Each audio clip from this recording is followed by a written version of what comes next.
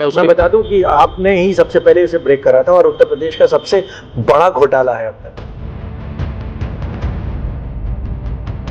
जब यूपीएसआरटीसी का घोटाला आपने खोला, पूरी गवर्नमेंट को क्या कहें, मतलब सब लोग आपके पीछे पड़े होंगे।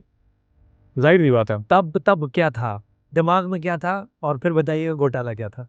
देखिए, पूरा डिटेल में जानना है। नहीं, नहीं, बिल्कुल। देखिए, जब आप किसी चीज़ को शुरू करते हो और वो समय होता है कि जब आप क्राइम की पत्रकारिता कर रहे होते हो, तो आप भी मन से इस बात के लिए तैयार होते हो और आपको इस बात को सोचना ही पड़ता है कि मुझे हिट होना है सब।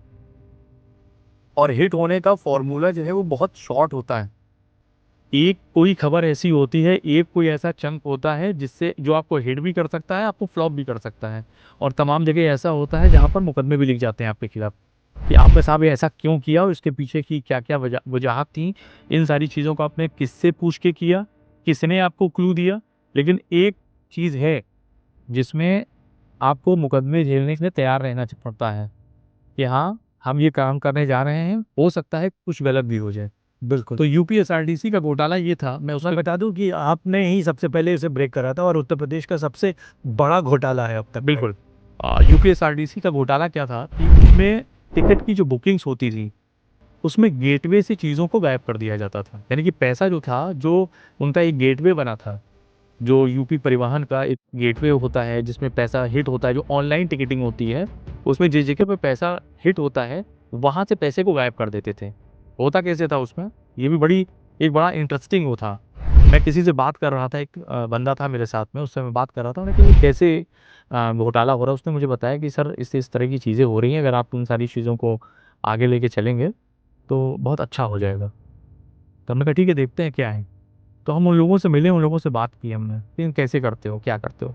तो देखिए, कोई भी चीज़ होती है, जो मनी होती है, जो पैसा होता है, जो ऑनलाइन पैसा होता है, वो हम कैश पैसा तो दे नहीं रहे हैं कंप्यूटर को कि आपने कंप्यूटर में या फिर मोबाइल में कैश पैसा डाल दिया और वो वहाँ पर चला गया और आपका पेमेंट हो गया। भई आप डिजिटली तो सारी चीज़ों को कर रहे हो ना।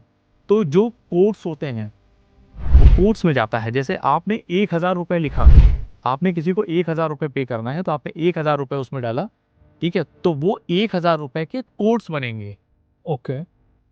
आप ₹5 भी डालते हो, ₹1 भी डालते हो, आप इस समय जो यूपीआई चल रहा है, जैसे सपोज़ जैसे आप यूपीआई चल रहा है, तो यूपीआई में जो भी आप पैसा डाल रहे हो, तो वो आप ट्रांज़ैक्शन कैसे कर रहे हो? ट्रांज़ैक्शन आपका बैंक उसमें लिंक है, बैंक लिंक है, तो बैंक जो पैसा, वो पैसा नहीं भेज रहा है वहाँ हाँ पे, हाँ। वो कोड्स भेजा। कोड्स भेज रहा है। तो वो कोड्स बनते थे और उन कोड्स को वो बंदे डिकोड कर देते थे। ओके। यानी कि XY1 236, ये ₹1000 है। ओके। ये ₹1000 है। इसको उन लोगों ने डिकोड कर दिया और डिकोड करके वहाँ पर हिट कर दिया और आपका पैसा यहाँ से चला गया और आपके पास पैसा पहुँचा नहीं और साइट पे पैसा उठा के आपको टिकट इश्यू कर दिया। तो ये डिकोडिंग होती थी, कोड्स को डिकोड कर देते थे और उसके बाद जो इनका गेटवे बना हुआ था, एचडीएफसी बैंक का जो गेटवे बना हुआ था, that is not very secure. वो बहुत ज़्यादा सिक्योर नहीं था और इसी बात का फ़ायदा उठाते तो कौन थे लड़के वो? हाई स्कूल इंटर के बच्चे थे वो, जो इन सारी चीज़ों को करते थे। Oh my. और उन्होंने मुझे सामने करके दिखाया और जब मैंने उन सारी चीज़ों को देखा और उसके बाद मैंने अपना और हमारा कैमरामैन, हमने दोनों लोगों का टिकट उनसे करवाया। पैसा हमने नहीं दिया, लेकिन जो उसकी लिस्ट थी, जो एसी बस से हमने ट्रैवल किया था, उसकी जो लिस्ट थी, उसमें बाकायदा हमारा नाम आया कि हाँ, इन्होंने इतने-इतने का टिकट खरीदा, ये इनके कैमरामैन, इन्होंने इतने-इतने का टिकट खरीदा और वही जो कोड था, उसको डिकोड किया गया था और डिकोड करने के बाद हमारा टिकट जनरेट हुआ था। और इसी तरह से ₹5000 डेली के हिसाब से, ₹5000 5 से ₹10,000 डेली के हिसाब से यूपीएसआरटीसी अपने घोटाले को पीछे कर रही।